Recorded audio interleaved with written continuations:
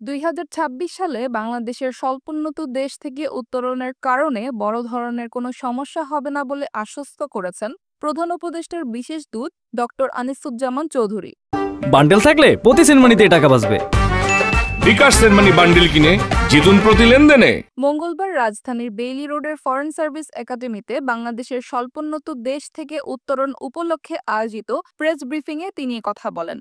Doctor Anisuzzaman বলেন, 2026 সালে LDC থেকে উত্তরণ করবে বাংলাদেশ। করোনা না হলে 2024 সালেই এলডিসি থেকে উত্তরণ ঘটত।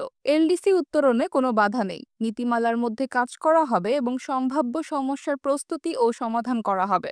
বাংলাদেশের বাণিজ্যের ক্ষেত্রে বিভিন্ন সুবিধা উন্নত দেশগুলো বহাল রাখবে জানিয়ে তিনি আরও বলেন, যে সমস্ত সুযোগ আমরা পাচ্ছি তার মধ্যে ডিউটি ফ্রি ও কোটা ফ্রি সুবিধা সহ অনেক কিছুই বন্ধ হবে না।